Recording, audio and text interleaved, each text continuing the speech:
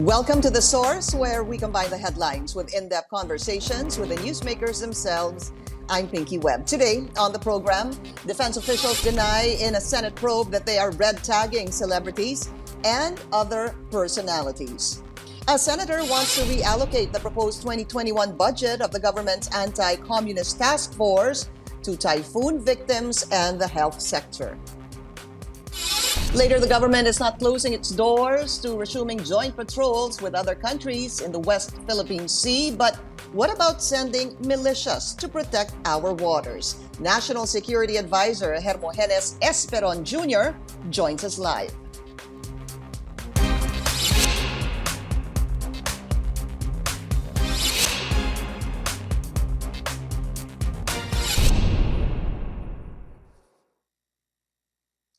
Six partyless lawmakers who are being linked to the Communist Party of the Philippines skipped a Senate hearing on red tagging Tuesday.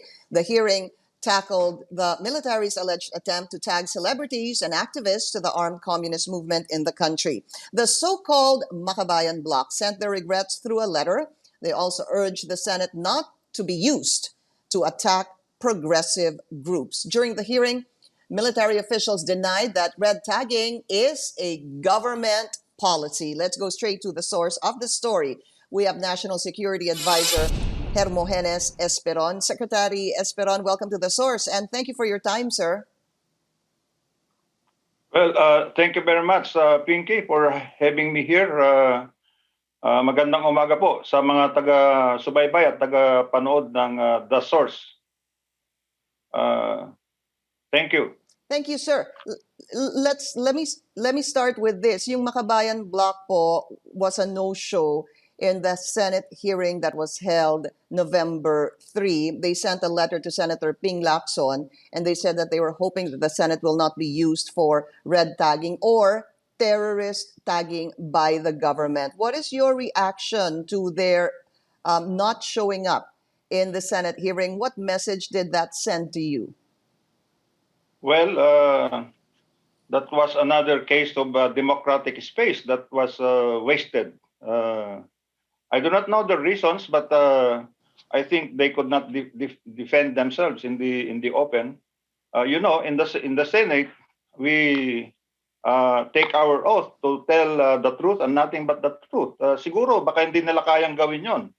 They are probably more fit for the streets in what they call a parliament of the streets. And so, anyway, Senator Lacson has said that they will invite them again. He will invite them again. And of course, if invited, we will join. And I would prefer that we invited again so that we could have a face-to-face interaction with them. They are challenging us instead to bring to the court our allegations, to file cases. Well, I'd like to inform them that we have been doing that. One of the classic examples is when I was Chief of Staff of the Armed Forces of the Philippines, I brought them to court for the torture and murders of their own ranks in Upacan, Leyte. So we'll go to court as they want. But if you could attend the next hearing, if they could attend the next hearing, we would appreciate it. We would like to come face to face with them. Let's talk about that Senate hearing. Obviously, very one-sided because the Makabayan Bloc did not show up, although their lawyer was there. So what was discussed? A number of things discussed, sir. The alleged recruitment of the NPA of minors and the tagging of organizations and individuals to the CPP. I want to talk about this first because Ella Colmenares, who's a sister of Angel Locsin, yung witness, which some say is the star witness of the NTF LCAC, si Mr. Jeffrey Celis, was saying that she was an NPA in Quezon. I met her. But it didn't seem like he said anything more about Ella Colmenares. Am I right, sir? In the hearing, aside from Jerry Celis, there were 22 other former rebels that were ready to testify, and one was personally present, aside from Celis, and three others testified via virtually, and they have testified that there were two of them who were in Polillo Island at the same time that Miss Ella Colmenares was in that island as an NPA. And so we hope they can refute that in open, but we stand by that allegation, by that charge. But I just want to make sure about this Mr. Celis, si Jeffrey Celis. Yun lang po yung sinabi niya, hindi ho ba na she was an NPA in Quezon, I met her, period. I am not sure his exact words about Miss Ella Colmenares, but we have witnesses, other witnesses who were in Polillo Island with her, together with her. Okay. But Secretary, to you personally, did he give any more information regarding Ella Colmenares? May nasabi pa ho ba siyang dagdag na detalye? Saan, kailan, paano, ilang beses niyang nakita, allegedly nakita o nakasama si Ella Colmenares, sir? I just want to know if he added any more information to you. Yes, we have a written narrative on that, a written document on the instances when in sometime in 2005,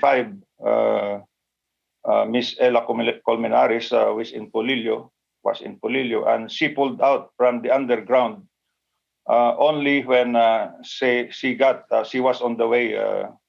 She got pregnant for the second time. So she had to go above ground. The progressive. Okay. The progressive groups, though, I want to jump there. You already confirmed, you already confirmed that you are monitoring the Makabayan block, but you were saying that this can be done. It doesn't need a court order because you can do intel surveillance. Can you tell us more about that, Secretary? Yes, by the provisions of the Anti-Terrorism Act, if you have to conduct surveillance, it has to be applied for in court, and it has to be with the permission of the court. But in monitoring, in intelligence operations, we conduct monitoring, and one way of doing it is by manual surveillance. We can do that in the name of if you are deemed to be a security threat or contributory to the efforts of groups that are threats to the security of the country.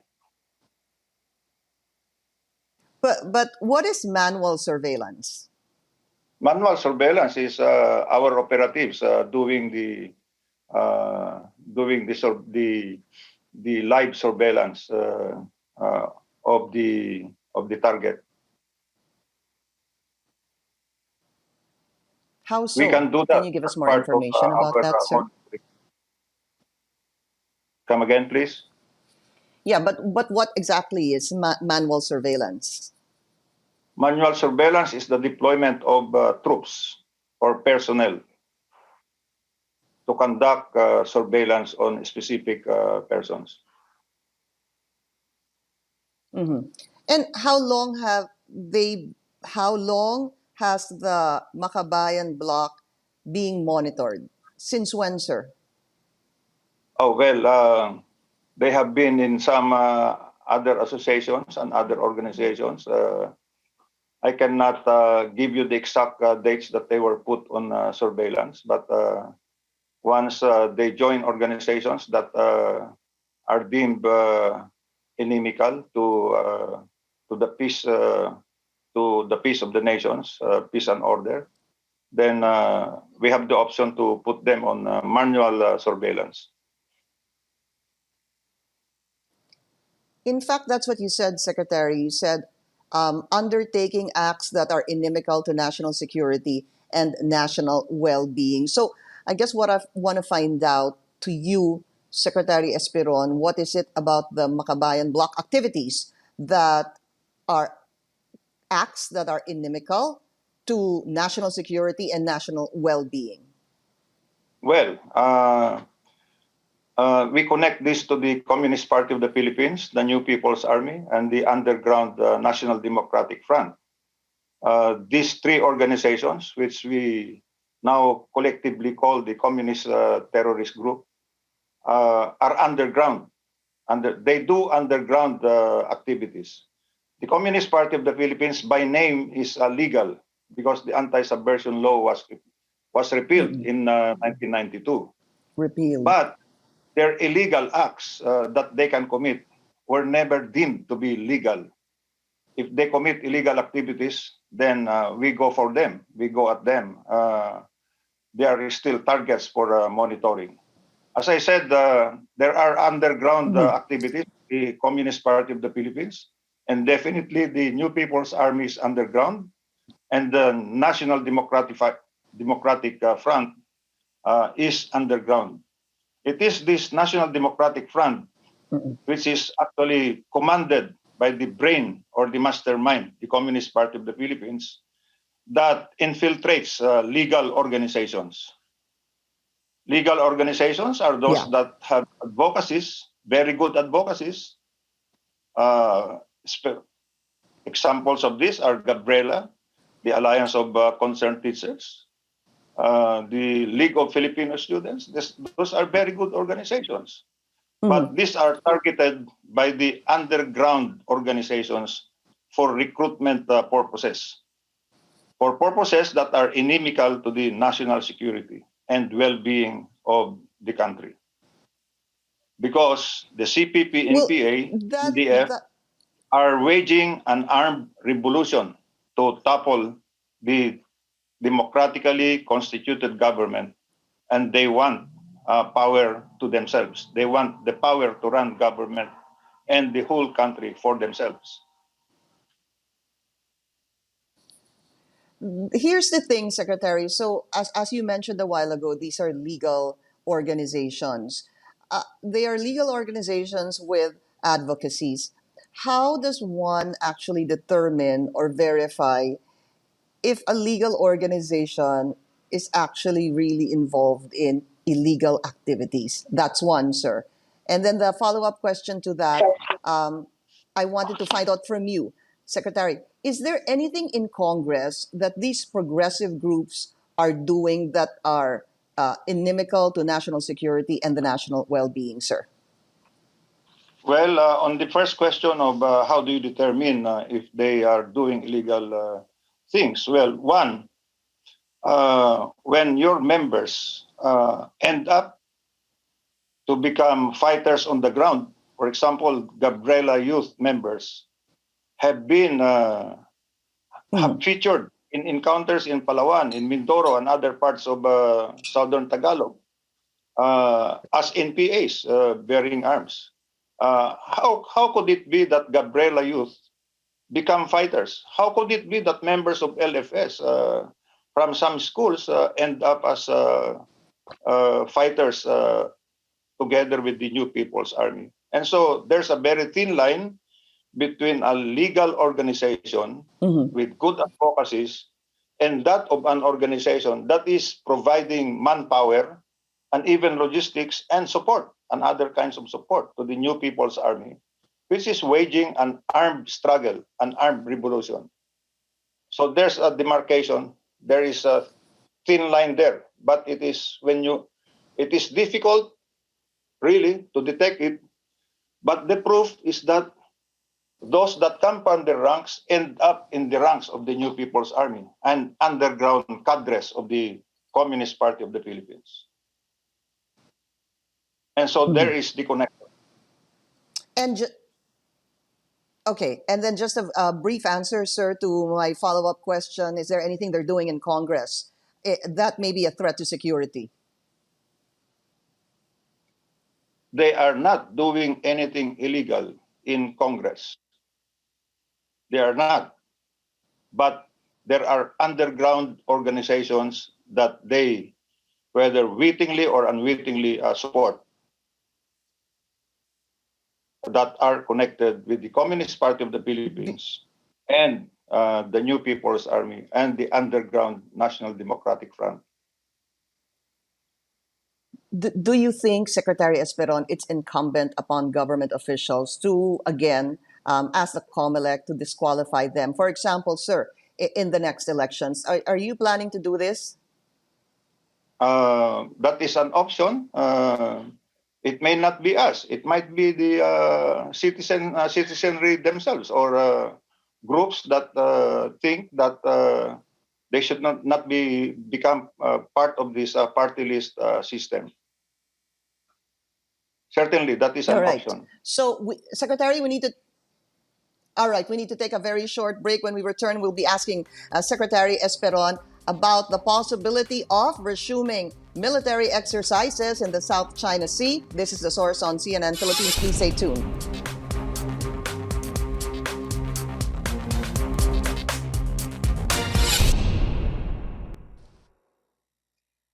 You're watching The Source on CNN Philippines. I'm Pinky Webb. Our guest today, National Security Advisor Hermogenes Esperon. Secretary, I need to briefly talk about Jeffrey Celis. So, excuse me, he says he's a former NPA member for almost 3 decades. I think he said about 27 years. How was he vetted? I need to ask that, sir, because there are concerns or even questions on some of the statements made by Mr. Jeffrey Celis in the hearing and also in the past. So how was he vetted, and is he? Do you stand by his credibility 100%?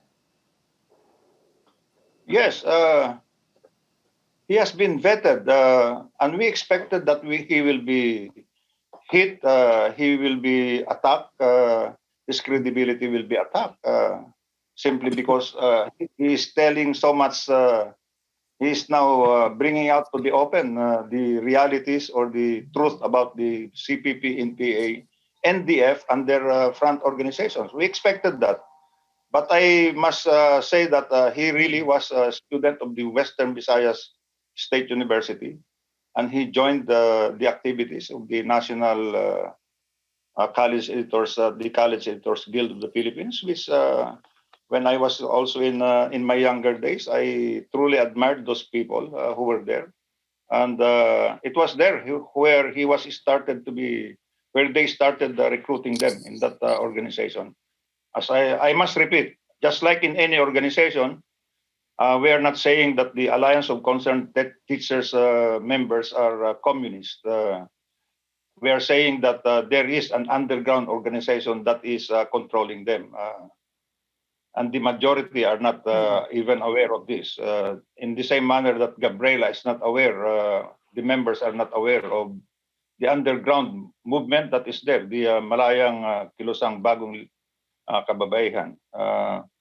So Jeffrey Celis, to us, as I have seen in his bio data, in his CV, is a very credible witness, having been in the underground. He was with the National Operations Department, and I have counter-checked with him several events, and he knew it. And he was also in my reports when I was the Chief of Staff. All right. He's a paid military asset, according to Bayan Muna Congressman Carlos Zarate. I know you were saying that his credibility, Jeffrey Celis' credibility will be attacked. So here, paid military asset, according to Bayan Muna Congressman Carlos Zarate. The NUPL's Gov't Pahilga said he actually knows Celis from before, and that he's not an NPA member, he's actually an activist.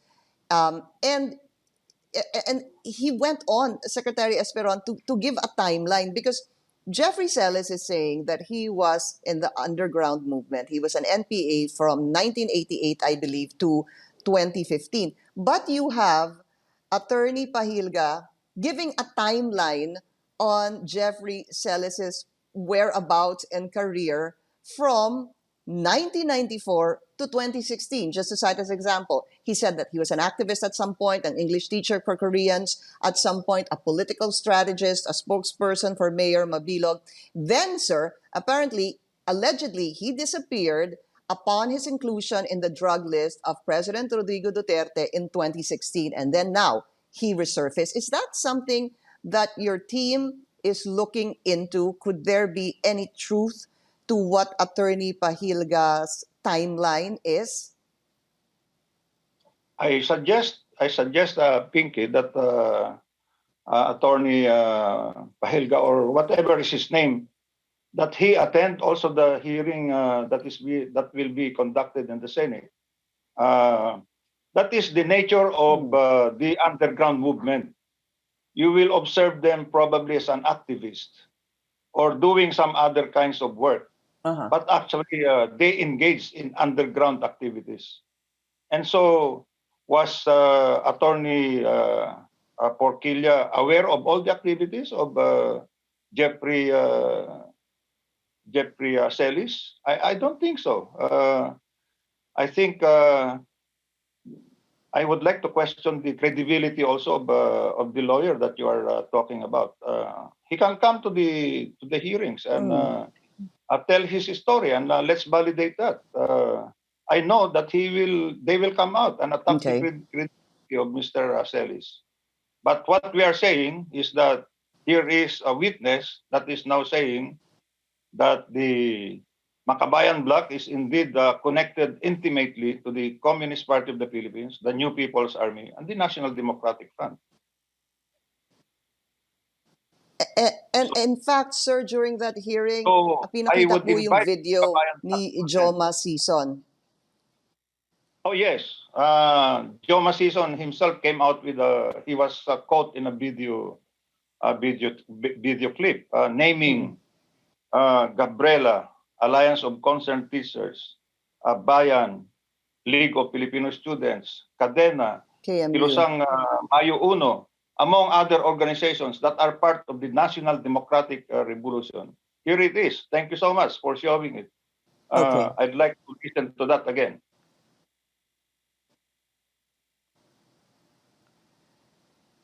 Here's the thing, Secretary Esperon. He was interviewed on ANC and he said that that video was actually spliced. Ang sabi po niya, what he was doing was he was differentiating legal forces of the NDF from the armed revolutionary movement. So he said it was, well, he used the word stupid for the military to actually splice this. That is not a very acceptable explanation of that. You can watch the video, and it is very clear that he was mentioning the organizations, and read his lips. He was saying the names. He was pronouncing the names of the organizations. It is an unmistakable identification of the people of the organizations that are involved in the National Democratic Revolution.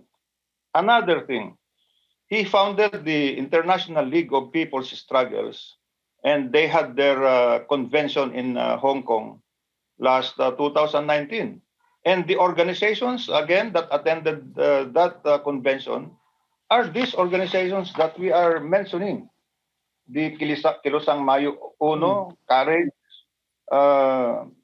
Kabataang LFS, Migrante, Alliance of Concerned Teachers, they were all there in Hong Kong. So, well, they seem to flock together. They did, in fact, flock together, and they've been doing that. So, the conclusions are very obvious. All right. Secretary, we need to take another short break. We'll be right back.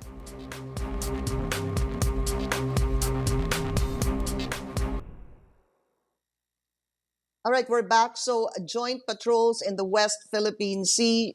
Secretary, should government reconsider this? And if so, how soon should this happen? Well, as we all know, the President has given the directive to Secretary Lorenzana not to participate in joint military exercises in the West Philippine Sea or in the South China Sea. but joint exercises are allowed in waters that are part of our territory, including Sulu Sea, or even in the eastern seaboard, dito sa Philippine, going towards Philippine Rise. So that is the situation now. Because suspended that because by going into joint exercises in the West Philippine Sea side, we are not contributing to the peaceful atmosphere in the South China Sea. There is Okay, so much I deployment see. of military assets now in the West Philippine Sea, and this could be contributory. This could become contributory to further militarization in the area. Let us remember that the West Philippine Sea is a big source for us for fisheries for our blue economy. We would rather be protecting our EEZ, exclusive economic zone, and protect our fishermen who are doing their trade there so that they could increase their output. Just imagine, Pinky, All right. out of the 1% catch of our fishermen, we are only contributing 7.3% from the West Philippine Sea, while other countries are fishing there, I see. including China and Vietnam. So we'd rather that All it right. be S- dedicated to fishing for the blue economy and protection of our Okay. maritime resources, including coral reefs. Secretary, I hope you don't mind. I have 1 minute left. What do you think about this proposal to create maritime CAFGOs or militias in the West Philippine Sea?